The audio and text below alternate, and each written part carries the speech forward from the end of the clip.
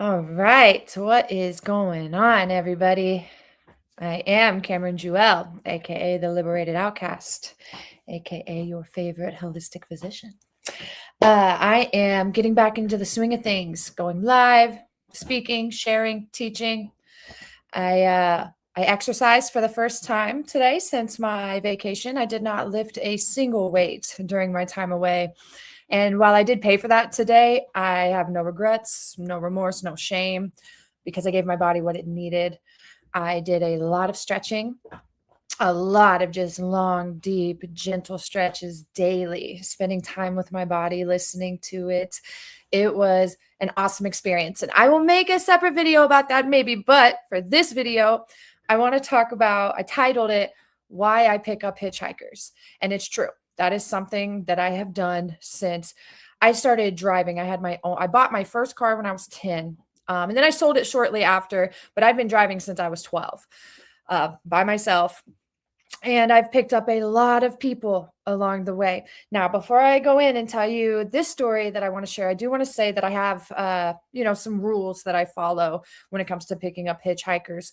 9 times out of 10, I don't pick up men unless I have somebody else in the vehicle with me.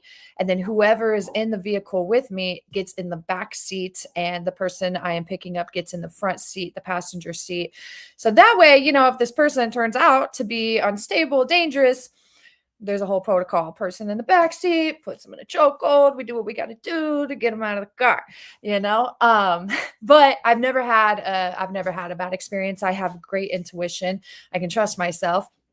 So I want to share with you a story of a man that I picked up. I'm not going to call him a hitchhiker because he wasn't really asking for a ride, but I felt it in me. I felt the pull to turn around and ask this man if he wanted a ride, and he did. And his name was Michael, and he was 44 years old, but he looked like he was like 35. He did not look like an alcoholic or an addict. And he had the biggest, most beautiful smile I have seen in a long time. And he also was the happiest person I have met in a very long time. And the day that I picked him up, I was kind of in a crap mood. I wasn't feeling that great. The plan was originally that we were going to go to Palm Coast and explore different thrift shops and stuff like that. And we were taking A1A, the scenic route there. So we picked the man up, and plans changed because he was headed to Port St. Lucie. So I was like, you know what? I can take you as far as Daytona. And we were driving south on A1A, very beautiful, beautiful drive. And I was hungry. Like I said, you guys, I was in a mood this day, and I was not going to settle for just any food, especially with all of the fasting and I don't like the word cleansing, but kind of cleansing I had been doing with my body during that time. So we literally, everybody was very patient with me. We stopped at like 3 different places, went into 3 different establishments, and I looked and I just would say, nope, sorry, can't eat here. And then finally we found this little hole in the wall Turkish restaurant, like authentic Turkish food. And I wish I could tell you the name of the place. I know exactly where it is. I've gone back already, but I will figure that out and leave it in the description or something. But it was delicious. And this man okay, so let me tell you more about Michael. He had walked from one end of Puerto Rico to the other end just because he wanted to. And he had walked here from Florida to Florida from Michigan. And this man has spent many years just walking.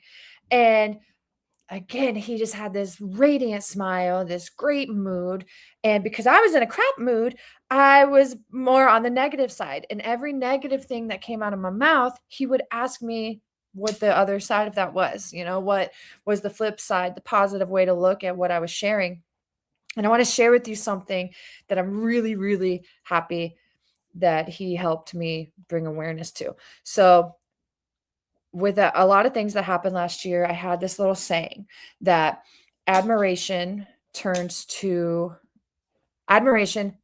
envy, envy turns to resentment, and resentment ultimately turns to betrayal. And he asked me, he said, well, what's the flip side of that?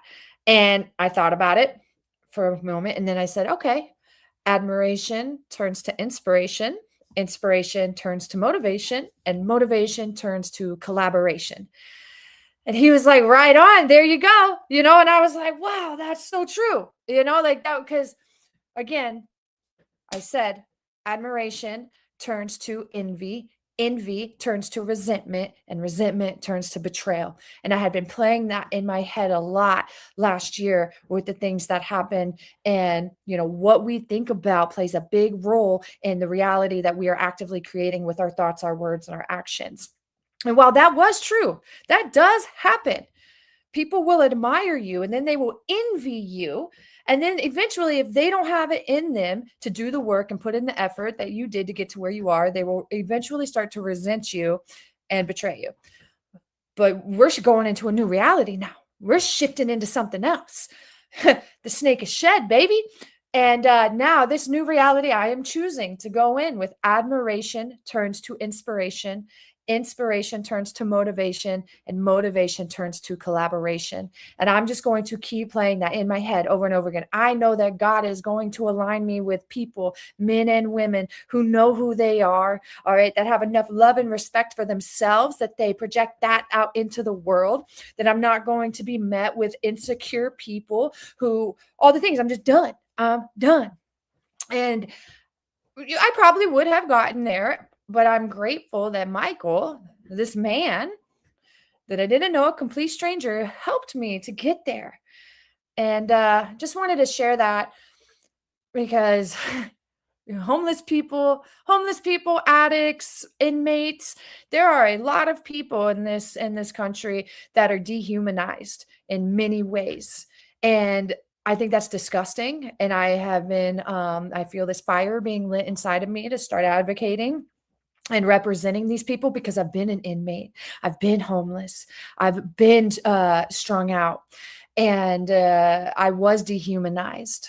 That's something that I want to speak on here later. I was never an addict in my adult life. And I want to talk on that because for many reasons, but I was never an addict in my adult life. I started using drugs at 8. I had adults giving me substances at 8 years old. I was snorting cocaine by the time I was 12. Okay, I was injecting substances by the time I was 15. And I was abandoned by my family. I was rejected by society. And I did not have any help other than God, the grace of God and the love of some strangers who would help me, like give me a ride to the grocery store, things like that, little things. But ultimately, it was me and God and the floor, baby.